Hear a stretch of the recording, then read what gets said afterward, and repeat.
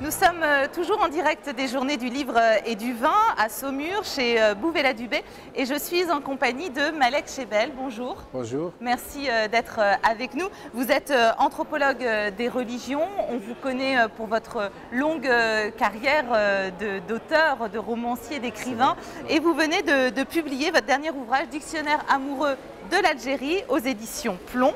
Près de combien? 1000 pages? 1200 pages? 800 pages? 800 pages pour raconter l'Algérie. Elle mérite même plus. Hein. L'Algérie, comme vous savez, est un pays de passion, de paradoxes, de contrastes. C'est un pays de culture, c'est un pays d'histoire.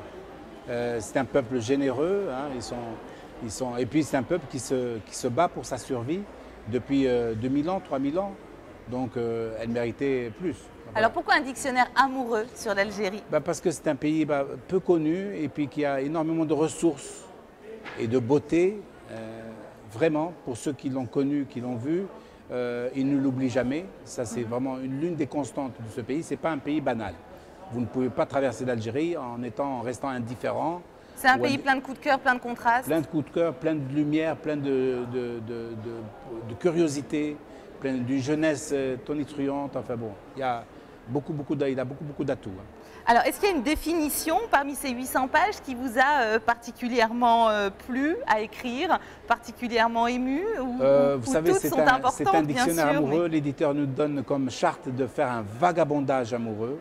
Ouais. Et donc, je me suis mis vraiment dans la tête et dans la personnalité de celui qui vagabonde dans ce pays, dans son histoire, dans sa culture, auprès des siens. Et je dirais que s'il y avait une phrase, enfin, toutes les phrases me plaisent évidemment, puisqu'elles sont validées plus d'une fois, c'est quand je dis que l'Algérie est un projet.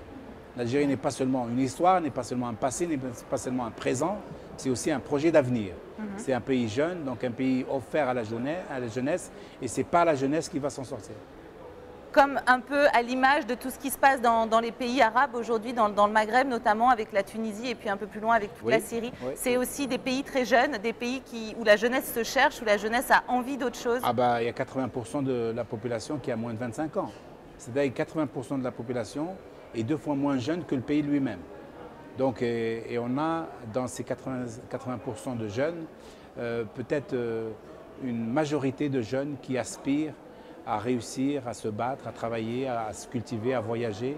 C'est un pays méditerranéen, par conséquent c'est aussi un peuple qui aime la gouaille et la fraternité, quoi, le partage. Et donc, la jeunesse est un espoir. La jeunesse est un espoir, tournée vers l'avenir et en même temps empreinte de tradition, empreinte d'une tradition familiale, de coutumes, d'histoire. L'Algérie ne veut pas tourner le dos à son histoire. Elle veut faire avec son histoire, écrire une histoire nouvelle. Et son histoire ancienne est une protection pour elle. Que ce soit ses coutumes, sa religion, la famille qui joue un rôle très important, les aînés, et en même temps l'histoire tumultueuse au niveau politique, qui font partie de son imaginaire, de son surmoi, de son moi caché. Donc, et ils veulent avoir en fait une Algérie qui réussit, une Algérie de demain, une Algérie prospère, éventuellement démocratique, mais pas tourner le dos à ses aînés parce qu'on a un grand respect pour les aînés. Et pas forcément une démocratie à l'image de l'Europe et à l'image de ce que nos pays occidentaux, européens véhiculent. C'est vraiment pas ça qu'ils recherchent. Non. Eux, c'est des démocrates à la base, c'est-à-dire qu'ils n'ont pas à imiter. Ils veulent arriver à une démocratie à leur image. À leur image, une démocratie éventuellement algérienne, une algérianité au fond d'abord, parce qu'ils veulent reconquérir tous les terres perdues dans leur identité, dans leur mémoire. Ils veulent d'abord reconstituer le tissu vivant qui a fait qu'ils résistent quand même aux Romains, ils résistent aux Ottomans, ils résistent aux musulmans, ils résistent aux Français, ils résistent même une partie des Espagnols, une partie de l'Algérie qui a été colonisée par les Espagnols, les Vandales, les Visigoths, etc., qui sont passés chez eux. Donc, ils sont algériens.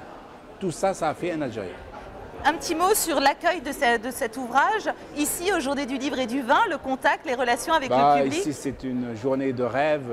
On est très heureux. Enfin, moi, j'accompagne cette journée depuis déjà des années. Et je suis toujours heureux de voir des aspects nouveaux chaque fois que je viens ici. Il y a des endroits à Saumur que je n'ai pas vus auparavant et que j'ai vus aujourd'hui. Et j'espère que l'année prochaine, je verrai encore d'autres endroits. L'année prochaine, avec un nouveau roman, vous avez déjà lancé les bases d'un nouveau travail. J'ai même 2 autres livres qui vont sortir cette année en 2012. Mais celui-là, c'est mon best. C'est vraiment l'un des meilleurs. Celui-là, il y a une petite attention particulière autour de ce dictionnaire amoureux. C'est vrai, c'est le 3e dictionnaire amoureux. Je sais que je n'en ferai pas d'autres. Le chiffre est atteint.